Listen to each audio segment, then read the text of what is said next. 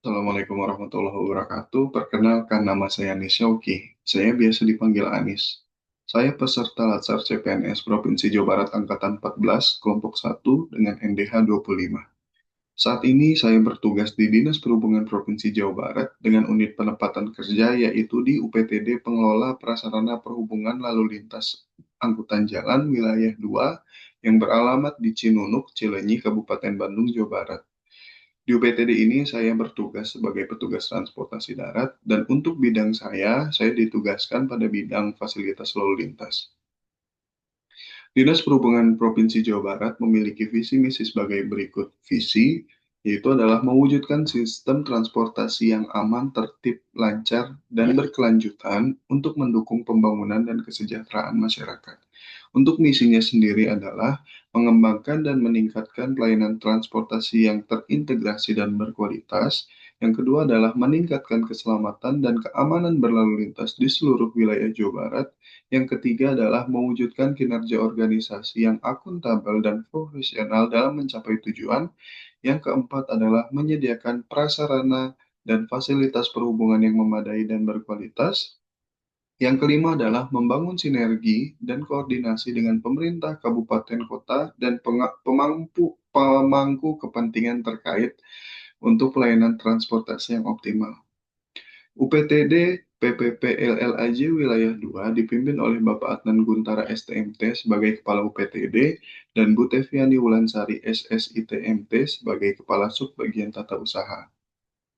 Selanjutnya ada Bapak Ismail sebagai pejabat pelaksana teknis kegiatan untuk bidang operasional dan ada Bapak Supriyatna Turhi sebagai pejabat pelaksana teknis kegiatan untuk bidang fasilitas lalu lintas.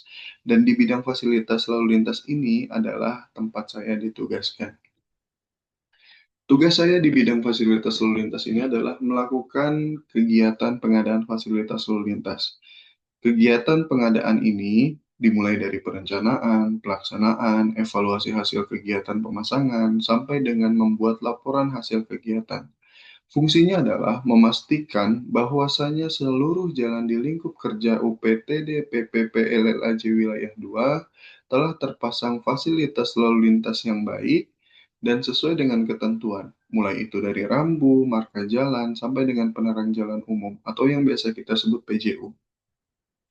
Dalam pengadaan fasilitas lalu lintas, dimulai dengan kegiatan survei atau menerima keluhan atau masukan dari masyarakat sekitar terkait kebutuhan fasilitas lalu lintas.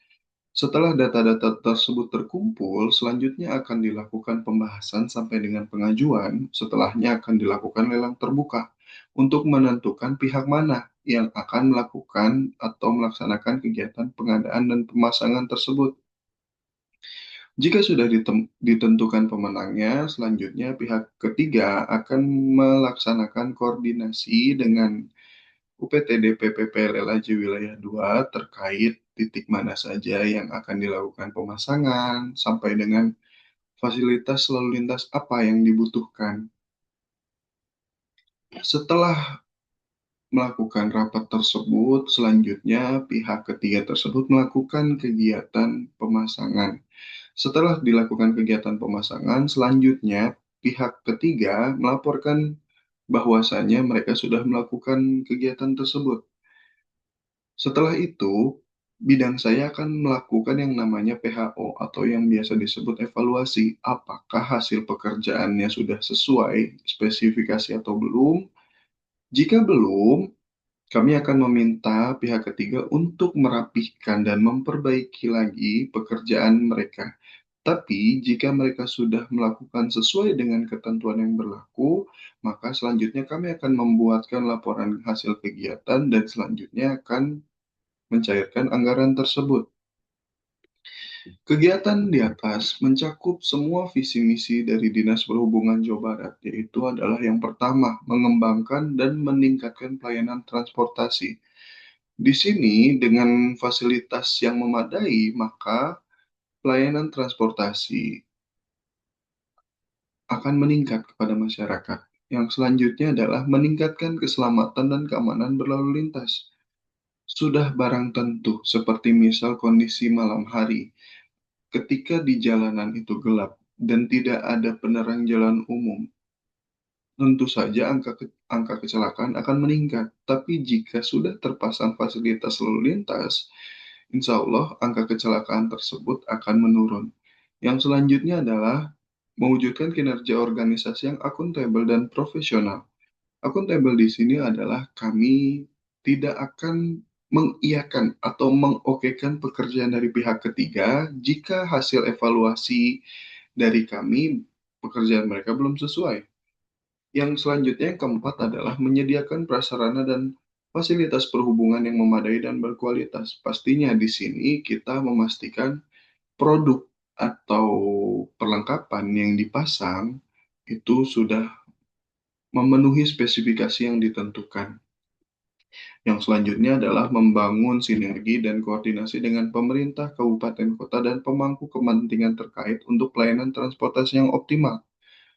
Di sini sudah barang tentu bahwasanya untuk di daerah-daerah pasti punya pejabat masing-masing, dan di sini akan terjalin koordinasi bahwasannya seperti misal kita laporan, Pak di daerahnya mau kami pasang ini, begitupun yang lainnya. Dalam pekerjaan ini, core value seorang ASN yaitu berakhlak sangatlah menjadi pedoman bagi saya, terutama dalam hal berorientasi pelayanan dan akuntabel. Jangan sampai karena kepentingan pribadi saya merusak core values tersebut. Seperti misal ketika melakukan survei di sebuah daerah, ada orang yang tiba-tiba datang ke saya, Pak, tolong dipasang ya depan saya.